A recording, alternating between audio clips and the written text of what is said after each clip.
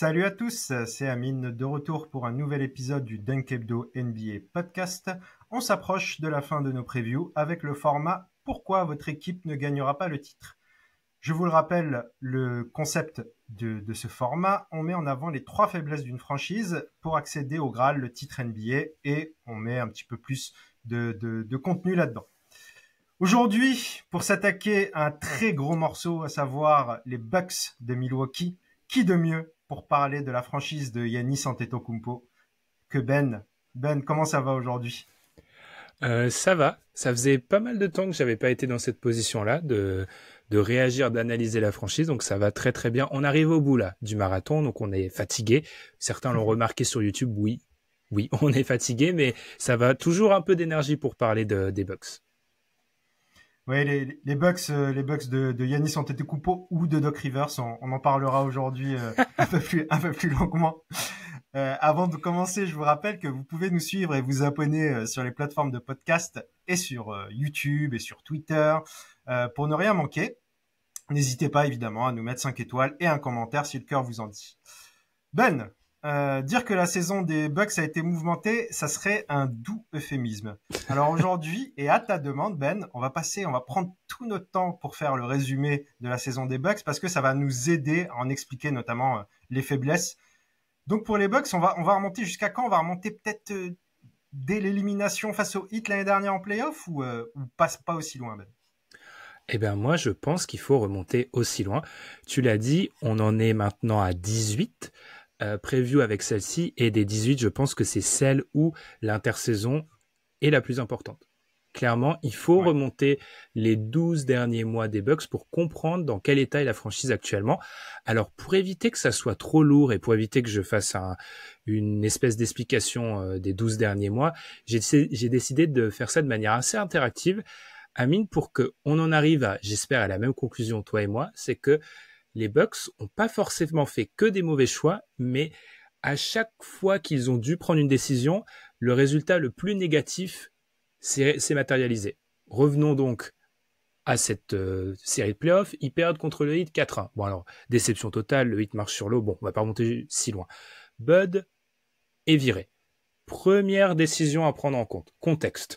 50 Budenholzer, on en avait parlé à l'époque, bilan extrêmement ronflant, 271 victoires, 120 défaites, très bonne équipe de saison régulière, un titre, des runs de playoff un peu décevants.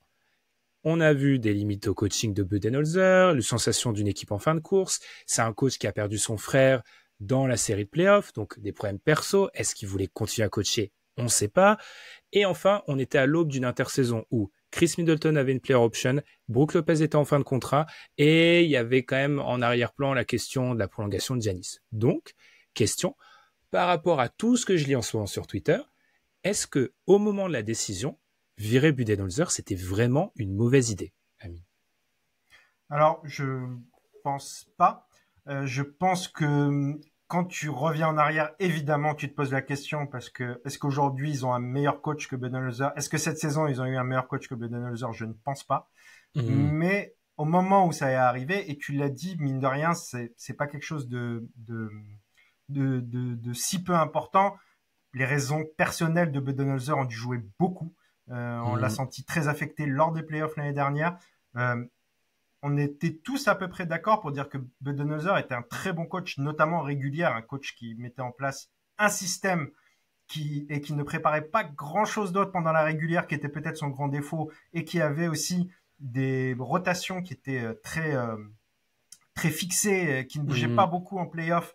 On pense notamment au minutage de sa superstar, Giannis Antetokounmpo, qui ne dépassait rarement les 35 minutes, même en playoff. Ce qui fait que, au final, c'est un peu facile de dire aujourd'hui qu'il aurait fallu garder Budenholzer. Je pense que, comme tu l'as bien dit, c'était la décision qu'il fallait prendre à ce moment-là. Est-ce que les décisions qui en ont découlé ont été bonnes? Ça, c'est une autre question. Donc, si on part de cette décision qui est justifiable, le résultat n'est pas bon, mais le process est compréhensible. On a ensuite l'embauche d'Adrian Griffin. Pour moi, le plus gros problème des 12 derniers mois se situe là. C'est pas l'embauche d'Adrian Griffin, c'est le veto de Giannis quant à l'embauche de Nick Nurse. C'est là où se situe l'erreur des 12 derniers mois. je tape dans mon micro. J'adore Giannis. C'est une erreur. Je pense que c'est une erreur grandiose. Le profil d'Adrian Griffin en lui-même, c'est un assistant qui avait plutôt bonne réputation, qui avait fait des choses du côté de Toronto, qui avait de l'expérience, qui avait déjà connu Milwaukee. Encore une fois, c'est justifiable comme choix à cette époque-là. Surtout, rappelons le contexte, dans un contexte où tu penses que tu es peut-être dans une phase de réoutillage, peut-être, où tu as peut-être certains vétérans qui vont peut-être partir. C'est justifiable. Donc, tu es sur deux décisions. Ok, elles vont te coûter cher après, mais à l'instant, on peut les justifier. L'été se passe, Chris Middleton re-signe, Brook Lopez passe à, c'est même pas deux doigts, je sais pas, un ongle d'être à Houston. Damian Lillard arrive. Trade totalement inattendu. Encore une fois, Amine, on est d'accord que tu trades pour Damian Lillard. C'est un trade que tu fais tous les jours. Donc, le coach rookie, assistant qui était peut-être ancien assistant qui était dans une phase de réoutillage, se retrouve avec une équipe qui est complètement court-termiste, avec une superstar assez âgée, qui en plus, personnellement, dans la vie, enfin Lillard l'a dit toute la saison, c'est pas ouf. Donc déjà là, il y a entre le plan de départ et le plan d'arrivée, il y a un problème. Là où je pense, avant de le critiquer sévèrement, que Griffin a fait un bon diagnostic, c'est qu'il a réussi à comprendre que cette équipe-là, avec Damian Lillard et Malik Beasley sur le backcourt, ne peut plus être une défense top 5 comme elle était avant. Il faut gagner en attaque. Mon problème avec Adrian Griffin, c'est à peu près tout le reste. C'est-à-dire que la communication est catastrophique. Terry Stotts part avant le début de la saison et ça a été clairement dit, c'est parce qu'il y avait des gros problèmes en interne et que visiblement il était un petit peu têtu, Adrian Griffin. Les joueurs, le nombre de fois où il y a eu des conférences de presse un peu lunaires du côté de Milwaukee. Il y a un match après à Houston dans un road trip où Giannis, visiblement d'après Eric Nam de The Athletic, pendant 7 minutes dézingue tout le vestiaire, tout le monde.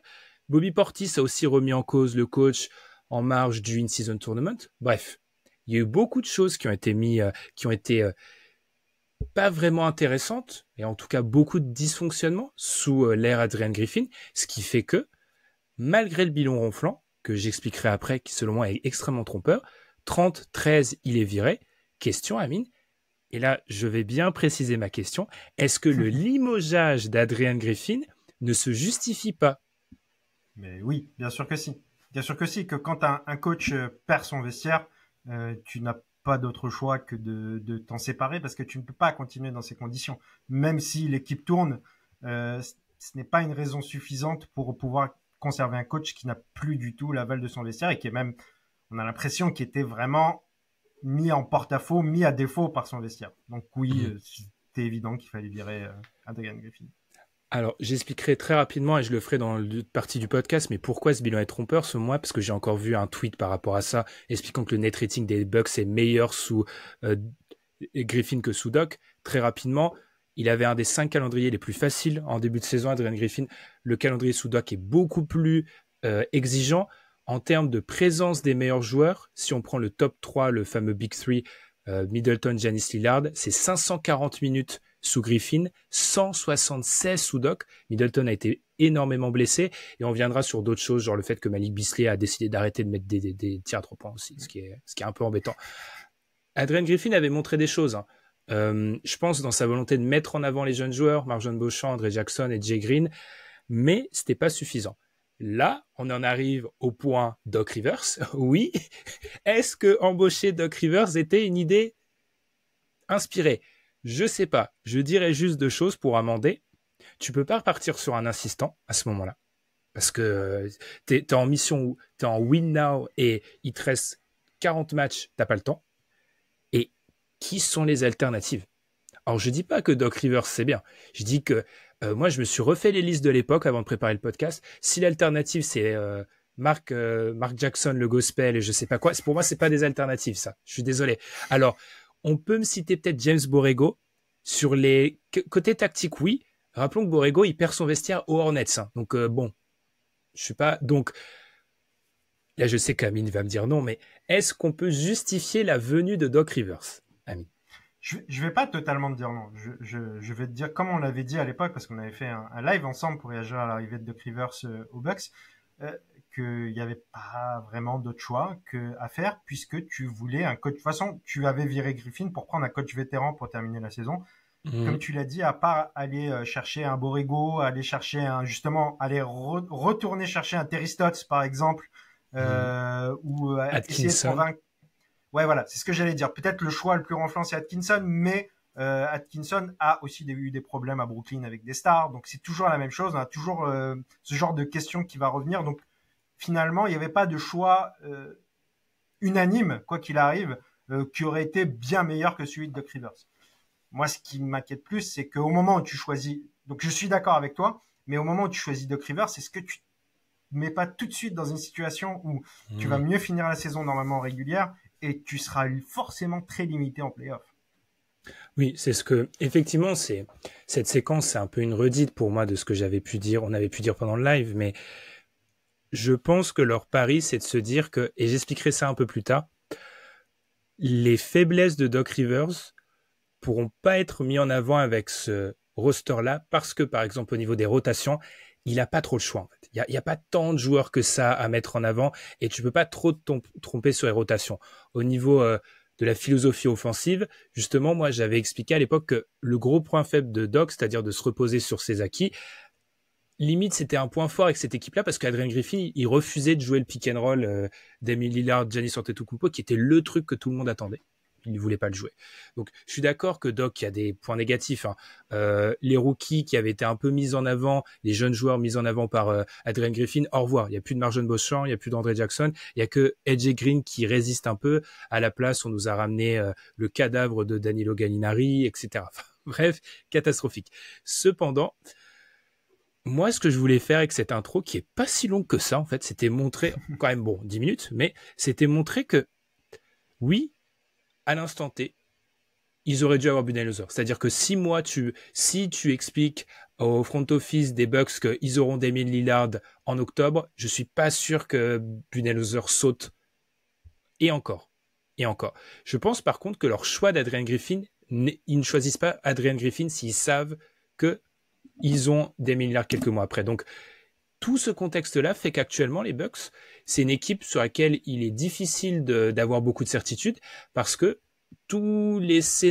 parmi tous les scénarios possibles, à chaque moment clé de la saison, chaque décision a amené à de conséquences négatives. Donc, elle est difficile à cerner, cette équipe. On a fait trop long pour l'intro, Amine. Je peux aller vers la suite dès que tu me dis. Non, moi j'aimerais juste rebondir sur un truc. Méfie-toi quand même il n'a pas le matériel pour faire des rotations hasardeuses Doc Rivers parce que moi j'ai le souvenir assez fréquent de DeAndre Jordan avec beaucoup de minutes en playoff, DeAndre Jordan terminé, Paul Millsap en poste 5 à la toute fin de sa carrière qui n'existe plus titulaire, Furkan Korkmaz qui joue des 25 minutes en playoff, donc méfie-toi, il a pas besoin du matériel pour faire des rotations hasardeuses. Il a beaucoup de ressources. Bon, du coup, comme tu l'as dit, on a fait très long quand même sur cette intro. On va passer aux faiblesses parce que c'est évidemment le cœur de notre podcast. Et je sais que pour ta première faiblesse, tu as choisi la défense à l'extérieur et tu as même précisé la navigation, le point of attack, 3 petits points, tout. Donc, je te laisse parler de la défense, toute la défense extérieure. Tout est catastrophique. Il n'y a rien à récupérer. Vraiment, c'est absolument catastrophique. Que ça soit sous Doc, sous Adrian Griffin, il n'y a rien à récupérer. Alors, plusieurs choses. D'abord, ça m'embête parce que j'avais préparé toute une séquence sur Malik Beasley. Et qu'est-ce que fait Doc Rivers? 3 jours avant ce podcast, il décide de titulariser Patrick Beverley qui est blessé. Bon, passons. Revenons là-dessus. Le calcul d'Adrian Griffin, je l'ai dit, était le bon pour moi. La ligne arrière des Bucks, actuellement, n'est pas capable de stopper une ligne arrière NBA, quelle qu'elle soit. Damian Lillard, immense mea culpa sur le DH20 2023. J'étais parti du principe que Lillard, il était dans un environnement assez négatif du point de vue de la défense à Portland et que j'estimais que c'était assez difficile de le juger. Il se fait vraiment battre sur les premiers pas. Au niveau de la communication, il a beaucoup de mal aussi, même s'il ça va un peu mieux avec le temps. Et physiquement, il est juste pas assez bon pour défendre sur un arrière NBA et encore moins quand c'est un très bon arrière NBA. Et à côté de lui, la bonne idée d'Adrian Griffin, d'un côté, il a pas trop le choix, c'est Malik Beasley. Alors, je tiens à souligner la performance absolument gigantesque du pôle communication des Bucks qui ont essayé de nous vendre Malik Beasley comme un défenseur. Parce que ça n'a jamais été le cas, en l'occurrence. C'est-à-dire que quand on regarde Malik Beasley, moi, il y a une action qui me marque beaucoup. Je vous ai mis dans la conversation Dunk Hebdo des images des Knicks contre les Bucks. J'ai regardé toutes les possessions des Knicks contre les Bucks cette année, et celle de Jalen Brunson, en fait, en particulier. Parce qu'en fait, Jalen Brunson, c'est le prototype du joueur qui pose problème aux Bucks. Il y a tout. Et c'est fascinant, la navigation d'écran de Malik Beasley. Une des premières actions du premier Bucks Knicks cette année, c'est Julius Randle qui a la balle, et ils font un espèce de système où Brunson pose un écran pour Hart, et ensuite c'est Mitchell Robinson qui pose un écran pour Brunson. Alors franchement, Malik Beasley, je pense qu'il était perdu, le pauvre. C'est-à-dire qu'à la fin, quand il y a réception du ballon de Brunson à 45 degrés à peu près, Brunson a une ligne de drive grande ouverte. Mike Beasley est encore dans l'écran avec Mitchell Robinson. Tout au long de la saison, ça a été le problème de Mike Beasley. Au niveau des communications, il est à la rue. Il y a plus d'une fois où tu vois qu'il sait pas quel joueur il doit défendre. Et puis, c'est pas un défenseur sur le point of attack. C'est-à-dire que le nombre de joueurs qui, sur la prise d'écran, l'éliminent, enfin, Jalen Brunson, s'il tourne à 37 points de moyenne contre les Bucks cette année, c'est parce qu'il s'amuse sur le pick and roll. Le nombre de fois où le défenseur se retrouve dans son dos, c'est risible. Donc, ils n'ont pas de solution sur la ligne arrière. Damian Lillard n'est pas au niveau. Malik Beasley n'est pas un défenseur. Pat Connaughton a perdu en termes de vitesse et n'a jamais été un joueur pour défendre sur les porteurs de balles prioritaires. Patrick Beverley est peut-être le meilleur et il est blessé. Je sais qu'il y a une théorie... la communauté analytique qui a l'idée selon laquelle, en fait, la défense extérieure est un peu surcotée, dans le sens où tu peux survivre si ta base arrière, ton front de court fait le taf. Là, c'est peut-être un peu beaucoup, clairement. Ouais, il y a des limites à ça. Et puis, bon, tu l'as dit, Malik Beasley, Damian Lillard, le backcourt qui a joué le plus cette saison du côté des Bucks, on est quand même sur deux. Parce que tu as dit, Damian Lillard n'est pas au niveau, mais Damian Lillard est un très mauvais défenseur également.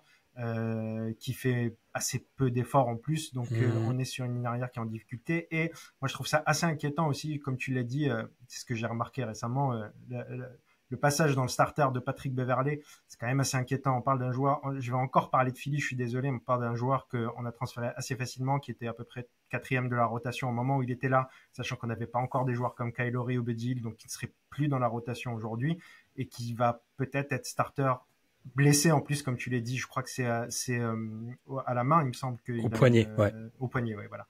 Et du coup, ce qui peut quand même l'handicaper. Mais effectivement, c'est logique finalement que Pat Beverley soit titulaire, parce que c'est le meilleur défenseur du point of attack que tu as dans ce roster. Mais pourtant, c'est pas non plus un défenseur implacable, Patrick Beverley. Disons que c'est un joueur agressif qui fait le job, mais c'est pas un défenseur implacable non plus. Ah, mais très très clairement. Et pourtant, c'est leur meilleure solution de loin. Ouais.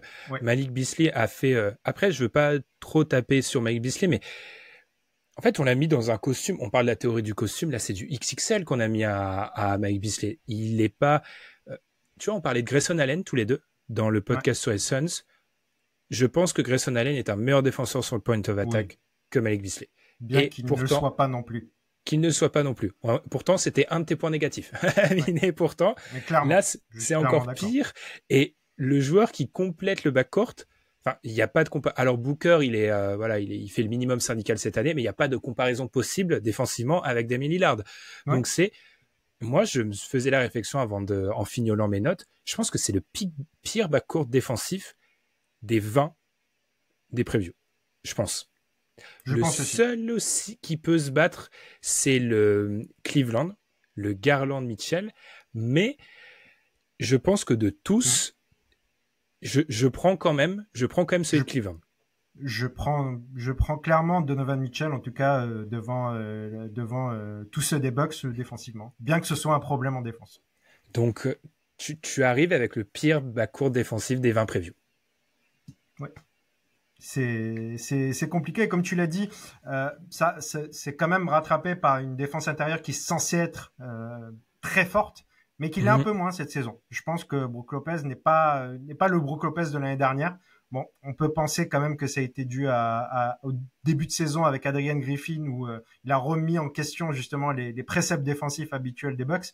Mais on n'a pas le Brook Lopez rayonnant de la saison dernière. Je pense que c'est aussi une affaire de système, c'est-à-dire que Brook Lopez fonctionnait comme un défenseur extraordinaire dans un système parfait, en fait, finalement, du côté des Bucks. Je sais pas ce que t'en penses. Bah, je suis complètement d'accord. Alors, c'est là où la perte de Jrue Holiday, elle est sévère, mais pour moi, je veux vraiment mettre en avant le fait que tu peux pas. Jrue Holiday est un extraordinaire défenseur, mais t'expliques pas qu'une défense élite devienne médiocre avec la simple présence de Jrue Holiday. En fait, c'est Jrue Holiday, oui.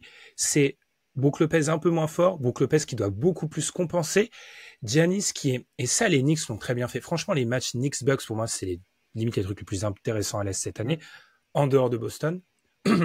Pardon, c'est que de plus en plus d'équipes ont compris la solution. Sachant que le pick and roll, quel que ça soit Malik Beasley ou Damian Lillard, Brook Lopez doit quasiment défendre sur deux. Ce que font les équipes, c'est qu'elles trouvent un moyen de mettre Giannis loin de l'action, ce qui fait qu'il peut plus aider. Donc très souvent, Brook Lopez se trouve en 2 contre 1 et il peut pas en fait. Brook Lopez, en plus, un Brook Lopez qui devient quand même très très vieillissant. Donc je suis d'accord avec toi, le front court subit les conséquences du backcourt, mais j'ai l'impression que c'est une défense qui est moins forte globalement. Ce que je veux dire par là, c'est que vous me mettez Jrue Holiday dans la défense 2023-2024 des Bucks, ils auraient été moins forts aussi. Après, il y a aussi le côté nombre de joueurs positifs en défense. C'est-à-dire que la saison dernière, encore, le moins bon défenseur, on en a déjà parlé, le moins bon défenseur finalement du starting five des Bucks, c'était Grayson Allen, qui est pas un mauvais défenseur. Cette saison, on a 2 mauvais défenseurs dans le starting five. Donc, c'est ce qui fait toute la différence finalement. Et là, je propose, on peut du coup enchaîner, Amine, sur le deuxième point. C'est ce que j'allais dire, puisqu'on a parlé du starting five et on va parler de ta deuxième faiblesse, la théorie du 5e starter, justement, et dont on a déjà un petit peu parlé, et aussi les role players, les joueurs qui vont aider l'équipe. Alors, là, je vais exclure de cette discussion donc le top 4. Le Giannis, Dame, Middleton, Lopez. J'en parlerai un peu plus tard. Mon immense inquiétude vis-à-vis des Bucks, c'est dans une série à haut niveau, avec des rotations resserrées. Si tout le monde est en bonne santé, ce qui est déjà un immense si, ils peuvent compter sur qui exactement? J'exclus les 4. Alors, faisons la liste. Ça sera très rapide, ça sera sommaire et ils vont tous plus ou moins être rhabillés pour les Verts. Malik Beasley. Donc déjà, Malik Beasley, on en a beaucoup parlé en défense. Autant vous dire qu'entre les problèmes de navigation, le fait que la communication est vraiment à revoir et le fait qu'il est assez petit en fait. Malik Beasley, parfois, il doit défendre des joueurs qui sont plus grands que lui, ce qui est un peu un problème. C'est compliqué. Il y a aussi un truc avec Malik Beasley, c'est que, et ça explique en partie pourquoi les Bucks avaient très bien démarré en début de saison. Malik Beasley, sous Doc Rivers, c'est 36,7% de réussite en catch and shoot. Sous Adrian Griffin, c'est 49,5%. Il y a 12 points de différence. Et sur les tirs ouverts ou grands ouverts de NBA.com, sous Griffin et sous Doc, c'est pratiquement le même volume. 212, 208. Sous Griffin, il était à 50% en catch and shoot. Il est à 38 avec Doc, 12 points. Alors, je veux bien que le système offensif est pas pareil, mais vraiment, Malik Beasley, il a une chute en termes de réussite à 3 points sous Doc. Ce qui fait que tu regardes 42% sur la saison pour Malik Beasley, tu te dis, ah, pas mal. Non, sauf qu'en fait, il y a une période, alors ça correspond plus ou moins à l'arrivée d'un coach et au départ de l'autre, il y a une période de vide intersidéral qui fait que les équipes se sont adaptées et maintenant les défenses peuvent proposer un mur à Giannis sans avoir l'inquiétude d'être sanctionné par Malik Beasley. Donc bon, Malik Beasley, merci. Ensuite, on a qui? Bobby Portis. Alors Bobby Portis, très bon 6e homme, mais roi de l'inconstance. Il y a quand même une série de 6 matchs cette saison de Bobby Portis qui tourne à 12 points de moyenne entre la fin décembre et le début janvier où il n'atteint même pas les 10 points. Il vient d'en mettre 30 là au moment où on enregistre contre Orlando, mais c'est Bobby Portis. En termes d'apport offensif, il y a trop de variance. C'est difficile de compter sur lui. Il sera dans la rotation, mais ça reste compliqué. Il y a qui d'autre? On en a parlé. Pat Bev, il est blessé. Défensivement, bon, c'est peut-être ta meilleure assurance et offensivement, il y a des gros problèmes. Pat Connaughton, ça fait 2 saisons qu'il est moins à droit au shoot. Défensivement, il a perdu de la vitesse. Jalen Brunson, il avait dans son dos, il faisait la queue leu tout les 5 matchs, tout simplement. Jay Crowder, défenseur de réputation. Il peut défendre que sur les ailiers maintenant et il est plus très bon. Et les défenses ne le prennent pas en compte quand ça attaque. AJ Green, c'est un rookie, bon shooter, mais défensivement un peu juste. André Jackson, Marjon Beauchamp, le reste, Cameron Payne, bref, Danilo Gallinari, pardon. J'en parle plus. Il y a qui? Il y a 6 joueurs, 7 joueurs de playoff dans cet effectif? Ouais. Et moi, d'expérience, je pense que tu verras que Danilo Gallinari aura ses minutes en playoff de par l'expérience, par exemple. Malheureusement, je suis prêt à le parier. Peut-être que je me trompe, mais je suis prêt à le parier qu'il aura ses minutes en playoff malgré l'âge avancé. Gros problème défensif que tu as lorsque tu mets Danilo Gallinari sur le parquet. Je suis d'accord. Je pense que c'est peut-être la principale limite, c'est que le roster a vraiment 6-7 joueurs max pour faire un run de playoff, sachant que tu en as vraiment 4. Que s'ils sont en bonne santé, on en reviendra plus tard, tu es content de les avoir, mais les 2-3 autres qui complètent ta rotation, déjà, t'es déjà pas très content que ce soit eux. Donc, je demande si c'est pas la plus grosse faiblesse, bien que j'en aurais d'autres à citer, hein, mais je me demande si le groupe est pas très très limité, justement. Je serais assez d'accord. Pour un peu étayer sur la théorie du 5e starter, c'est qu'à l'heure actuelle, moi, dans un match de très haut niveau, sur les 6 ou 7 dernières minutes d'un match clé d'une série de playoffs, ma question, c'est qui joue en termes de 5e starter? Tu peux pas, à l'heure actuelle, faire un 5 avec Bobby Portis, un 5 très très big, parce que ça marchait quand tu avais Jrue Holiday sur le point of attack, ça marche plus. C'est pas viable. Pat Bev, on l'a dit, il est blessé. Pour moi, la meilleure alternative. Après, il est blessé, mais il joue, hein. Il joue, mais pour moi, la meilleure alternative. De toute manière, ça se joue entre Beverley et Bisley. C'est une évidence que c'est l'un ou l'autre. Et je sais pas si c'est pas Beverley. Je sais pas si c'est pas Beverley, malheureusement. Ce qui est pas une bonne nouvelle, mais de toute façon, c'est pas une bonne nouvelle que ce soit Bisley aussi, hein. Mais je me demande si c'est pas Beverley. Comme tu dis, le fait qu'il soit blessé, ça remet un petit peu en cause, mais je pense que s'il joue actuellement avec Rivers, c'est parce que c'est comme ça qu'il l'imagine, justement. Mon seul espoir, c'est que tu défends ton point of attack, quoi. C'est le seul avantage, quoi. T'as un gars qui sait le faire. C'est ça. J'expliquerai dans le plancher plafond. Je préfère peut-être Bisley dans la théorie spacing et aussi dans la théorie, il y a un monde où ça reste un mec qui est capable de artiller sur catch and shoot et qui débloque l'attaque des Bucks, tout simplement. Je suis d'accord. Et puis, je termine là-dessus. Il y a juste un truc que tu as dit sur Bisley. Effectivement, les pourcentages, sachant que en dessous de 40% sur du catch and shoot et sur du grand ouvert, c'est vraiment pas bien en ce moment. Ça, parce que les chiffres paraissent pas si déconnants, mais sur du catch and shoot, sur du grand ouvert pour un vrai shooter, c'est pas terrible. Mais par contre, ces pourcentages d'avance sont assez exceptionnels et quand ça rentre, Malik Bisley, c'est un shooter de très bon niveau quand même. Donc, ça permet d'avoir un spacing très optimisé si tu l'utilises bien. Mais effectivement, on va passer à la suite des faiblesses et on va parler de quelque chose dont on vient de parler encore une fois parce que on a 4 joueurs dont on est plutôt content d'avoir dans le starting five, enfin très content. Mais il va falloir se poser cette question et c'est une question qui est à propos par rapport à l'actualité récente, la capacité à rester en bonne santé, c'est ta 3e faiblesse, Ben. Je vais faire court. Pour moi, j'étais obligé de citer ça parce que les Bucks, mine de rien, depuis 2019, ils n'ont pas vraiment été en bonne santé sur un run de playoff. Enfin, même l'année de leur titre, Giannis, il n'est pas là pendant 2 matchs de la finale de conf, faut se rappeler. Et alors, petit état des lieux, donc on l'a dit déjà 10 fois, mais Pat Bev est blessé, Damian Lillard est gêné par sa cheville depuis pas mal de temps, Chris Middleton n'est pas vraiment en bonne santé depuis 2 ans, même si Chris Middleton, il y a un truc qui est fascinant, je me suis dit, oh là là, il a dû rater un camion de matchs de playoff, à part la campagne 2022, il trouve toujours un moyen d'être là en playoff, c'est bravo, très, très professionnel. Giannis s'est blessé, et on ne sait pas pour combien de temps, et on ne sait pas dans quel détail il va revenir. Premier petit taquet, pour tous ceux qui, en ce moment, il y a des takes sur Giannis qui sont folles. Il suffit de regarder les Bucks avec Giannis et sans Giannis. Je pense qu'ils passent pas un tour à l'Est, sauf si Damian Lillard redevient Prime Lillard sans Giannis. Je pense même qu'ils se font exterminer sans Giannis sur une série de playoffs à l'Est. Et c'est pour dire à quel point c'est vraiment catastrophique vu le niveau de certaines équipes à l'Est. Donc, Giannis, si tu l'as pas à 80%, je pense que tes chances d'aller juste, ne serait-ce qu'en finale de conf, ça me nuise grandement. Voilà. C'est en gros ton top 3 que je vais mettre en avant dans 3 minutes. a des grosses interrogations au niveau blessure. C'est terrifiant.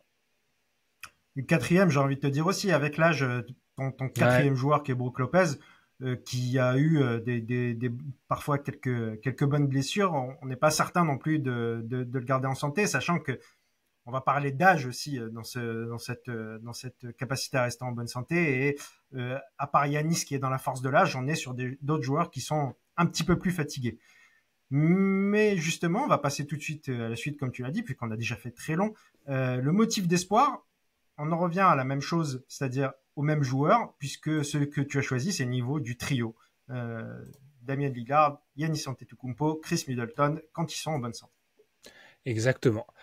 Je l'ai dit, ils ont vraiment très très peu joué sous Doc. C'est pour moi une des plus grandes explications du bilan actuel et du net rating sous Doc qui est vraiment pas bon. C'est parce qu'en fait, il n'a pas Middleton, il n'a pas Giannis et il n'a pas Lillard ensemble.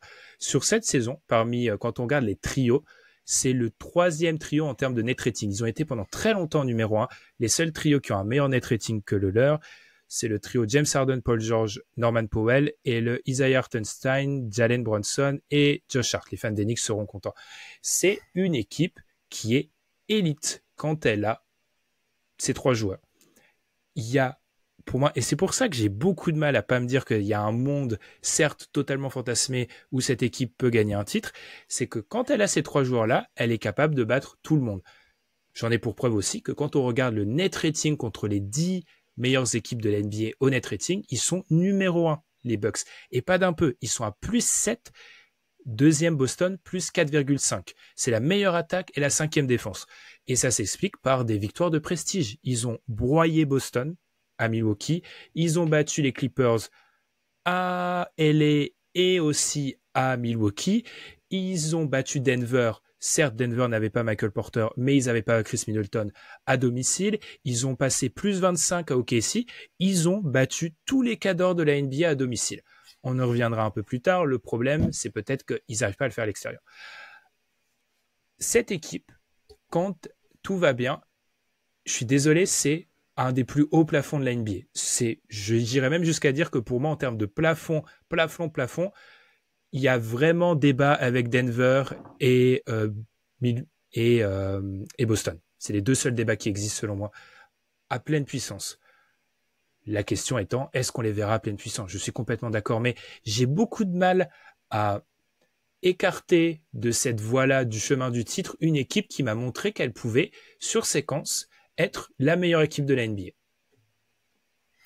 Ouais, je suis assez d'accord, même si j'ai quelques réserves sur le niveau actuel de Chris Middleton, qu'on est quand même un peu loin du Middleton de 2021, qui était un joueur fantastique finalement, qui pouvait énerver, hein, on le disait déjà à l'époque, mais qui avant la blessure, avait atteint un niveau de All-Star confirmé en NBA.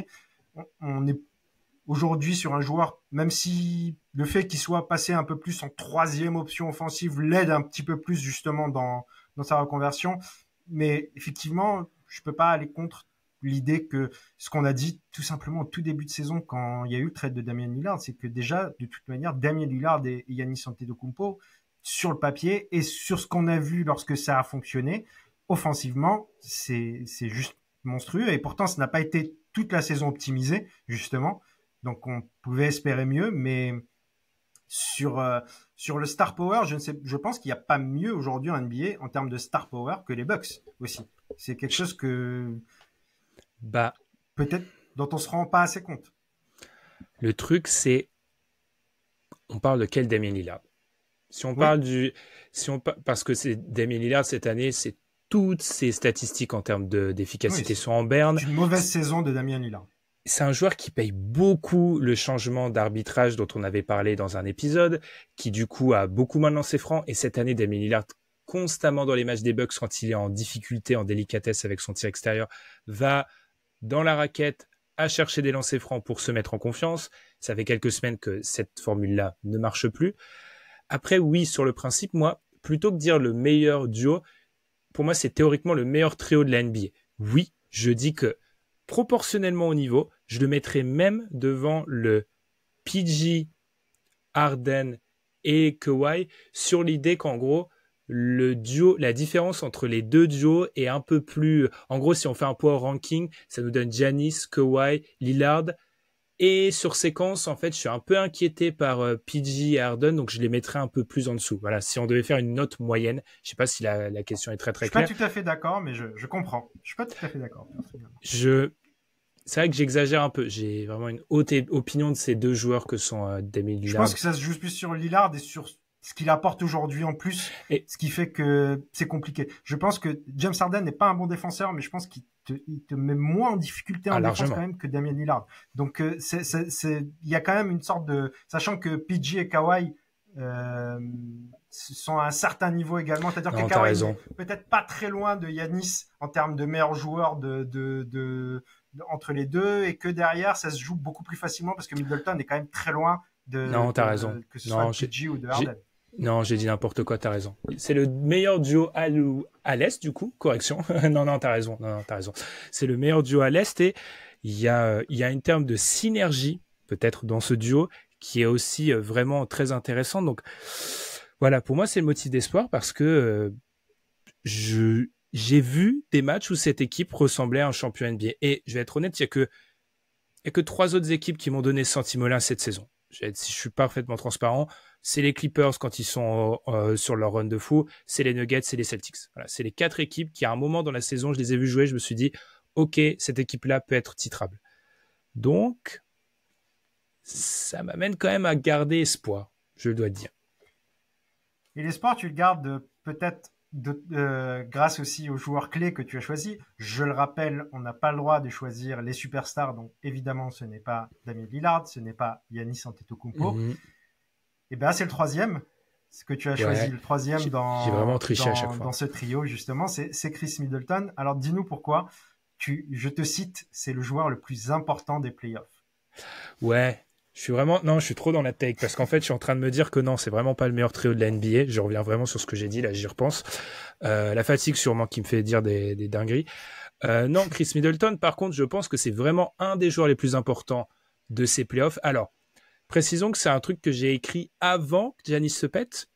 Parce que je partais du principe que Giannis, même si Giannis, ça faisait déjà plusieurs jours qu'il n'était pas vraiment en forme, que Lillard aussi, je l'ai rappelé, hein, il a vraiment ce problème de blessure à la cheville. Chris Middleton, c'est la bascule. Chris Middleton, tu l'as dit, il est un peu moins bon depuis sa grosse blessure. Il a beaucoup de mal à rester en bonne santé. En gros, il reste jamais en bonne santé plus de 6 semaines. C'est ce qui me terrifie sur un run de playoff. J'ai beaucoup de mal à l'imaginer être en bonne santé pendant 2 mois. Je vais être honnête. Mais en fait, là, c'est plutôt la théorie des costumes, mais inversée. C'est-à-dire que maintenant, les équipes qui défendent contre les Bucks mettent leur 3e meilleur défenseur sur Chris Middleton.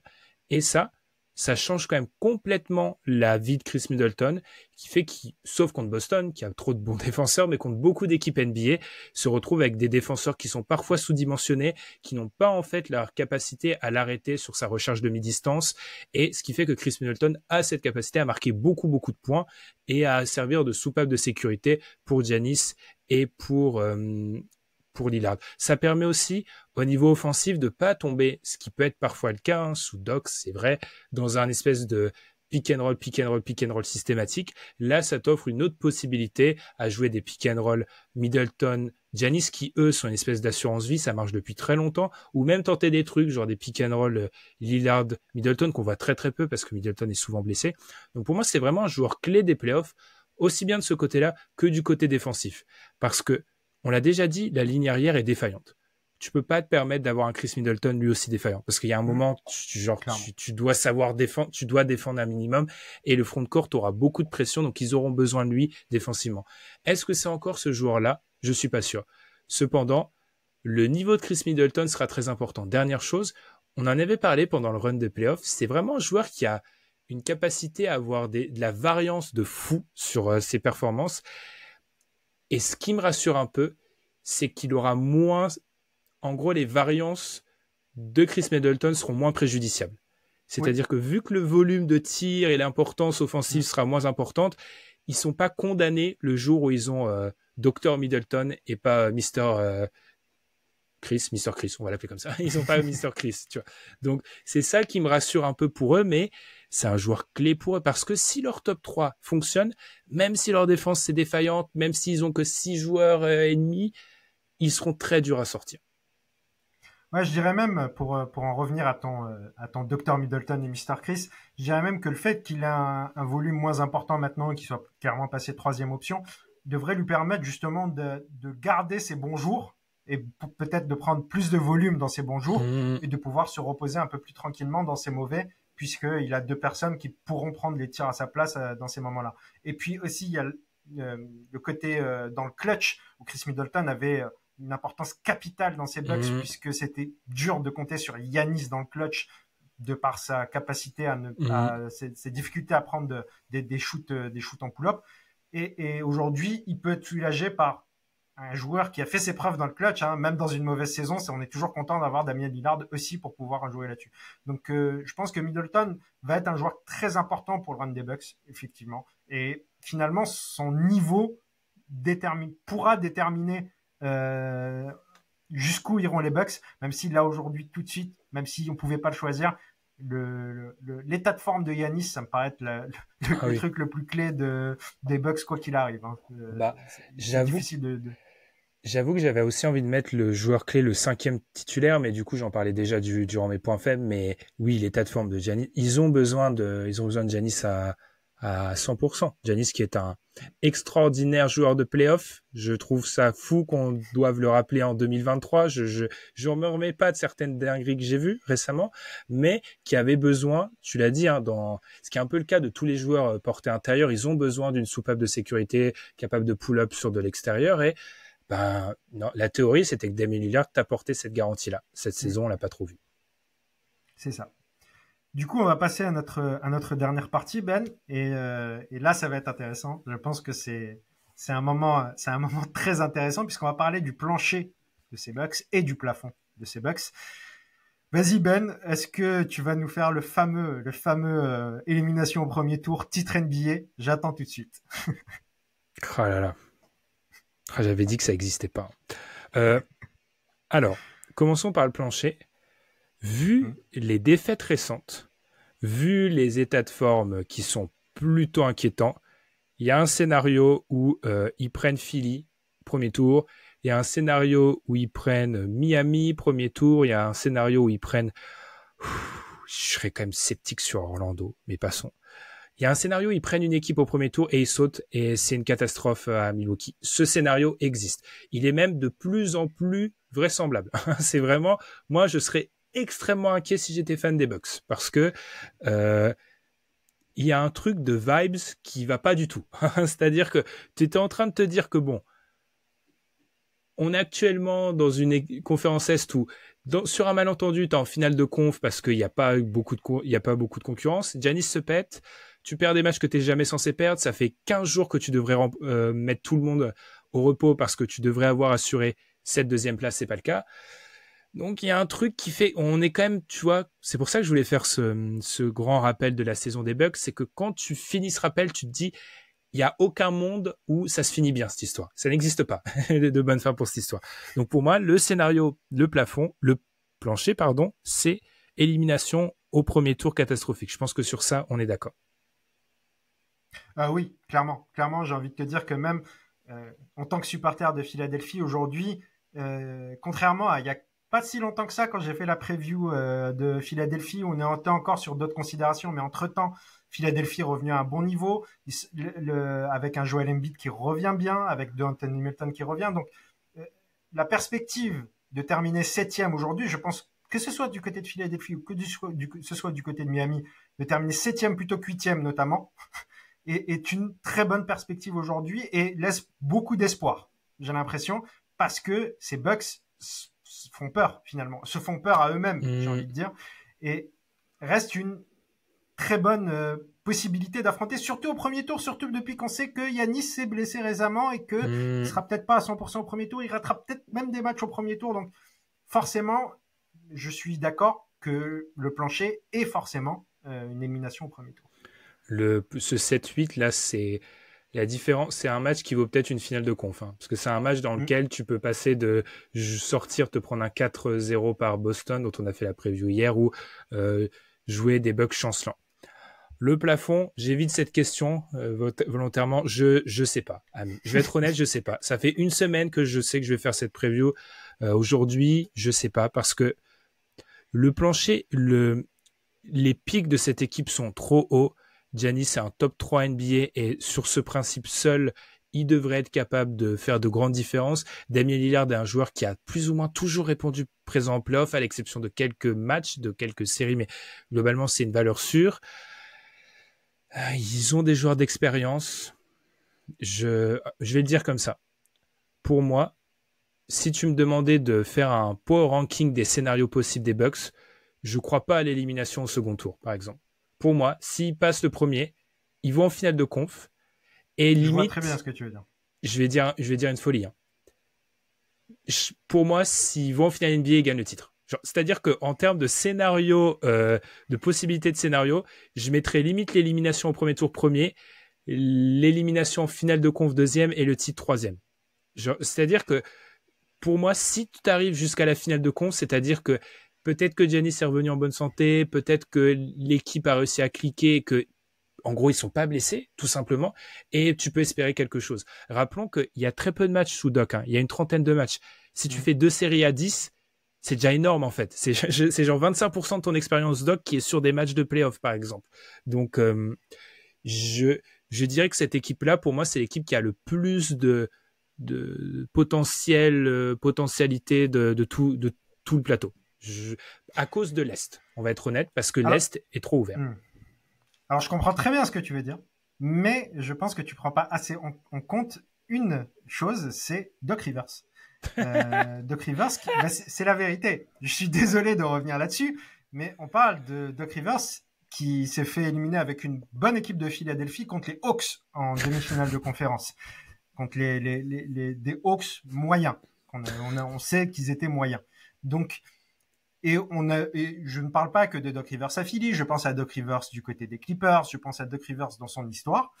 Je pense qu'il y a un facteur à prendre en compte, c'est que ce n'est pas, je ne veux pas être méchant avec Doc Rivers, qui n'est pas un mauvais coach, mais son surnom de Chuck Rivers n'est pas galvaudé. On parle d'un entraîneur qui s'est fait remonter des 4-1, des 3-1, pardon, plusieurs fois. Donc, à un moment donné, je pense qu'il y a une variance qui fait que je suis d'accord avec toi que le plus improbable, ce serait une élimination en demi-finale de conf. Et pourtant, je pense que c'est aussi carrément possible que ce soit exactement ce qui arrive parce que Doc Rivers. La Doc Rivers. Tu vois ce que je veux dire? Ouais, je comprends contre parfaitement. New York ou contre Cleveland, tu vois, quelque chose qui est le moins attendu possible, finalement. Non, effectivement, le facteur Doc me terrifie. Moi, je dirais juste que par rapport à Doc, qui a un coach qui a des casseroles de ouf en playoff, ce qui me rassure un peu, c'est que, en gros, s'il venait à jouer Denver, s'il venait à jouer Boston, bah en face, il a pas Spoelstra, il a pas Nick Nurse. Ouais, mais il va peut-être avoir Nurse ou Spoelstra au premier tour. C'est ça. C'est-à-dire qu'en fait, moi, ce qui me terrifie, c'est pour ça que je vais être honnête. Hein, à l'heure actuelle, tu me demandes de parier, pour moi, il saute au premier tour. C'est le truc le plus probable. Donc, par contre, sur des duels de coach, il sera toujours en déficit, je suis d'accord, mais je pense que le déficit sera moins grand, bizarrement, sur une finale de conf ou sur une finale NBA, sachant que, désolé aux fans de Denver, on en parlera demain, moi je suis pas le plus grand fan de Mike Malone. Moi j'attends. Et il perd contre les Hawks de Macmillan, Ben. Oui, je sais. Je sais que l'argument Doc est implacable. Après, je maintiens. La seule chose que vous devez retenir de cet épisode, c'est qu'ils ont bien fait de virer Adrian Griffin, et peut-être que Doc, c'était pas si bien que ça. Mais je sais plus, Amine, on va être à 50 minutes, faut arrêter, mais oui. Cette équipe, elle peut tout faire. Mais encore une fois, je tiens à dire que non, je suis pas un exemple de mauvaise foi. À l'heure actuelle, je parie sur l'élimination au premier tour. Oui, je pense que je suis assez d'accord. Je dirais juste, pour terminer, que moi je verrais plus justement en maximum finale NBA. Peut-être que je vois un peu les Nuggets trop beaux. mais je pense que les Celtics ont des limites que les Bucks peuvent vraiment utiliser, mais je pense que ça sera peut-être plus dur en finale NBA. Mais peut-être que je me trompe, et puis j'ai du mal à voir justement Doc Rivers aller au bout. Ouais, ça me ferait presque mal. Ça me ferait presque mal. Le traumatisme, Doc. Non, mais si jamais on aura le temps de faire des previews, si jamais ça se matérialise, je suis assez d'accord avec toi. Pour moi, mon problème avec Boston contre Milwaukee, c'est que les trucs que Boston ne fait pas, c'est ce qui pose problème à Milwaukee. C'est ça, exactement. Bon, comme tu as dit, on a fait 50 minutes, donc je pense qu'il est temps pour nous de nous quitter. J'espère que vous aurez apprécié cet épisode. Et on se retrouve très bientôt pour les tout derniers épisodes de nos previews, de notre format « Pourquoi votre équipe ne va pas gagner le titre ?» En attendant, je vous le rappelle, n'hésitez pas à nous suivre sur Twitter pour avoir tous les épisodes, pour pouvoir revenir avec nous et commenter, nous donner votre avis sur les épisodes. On est très content d'avoir vos avis et on essaie d'y répondre le plus souvent possible. Enfin, quand je dis « on », je parle de Ben, très clairement, qui très rarement, je suis désolé. Mais qui va quand même finir vraiment épuisé par cette session. Vous vous rendez pas compte du travail qu'a fourni Ben et je vous incite à le féliciter. C'est extraordinaire. Nous, on est des petits joueurs à côté dans l'équipe. Et voilà, donc à très bientôt pour un nouvel épisode et à toutes. Salut. Salut.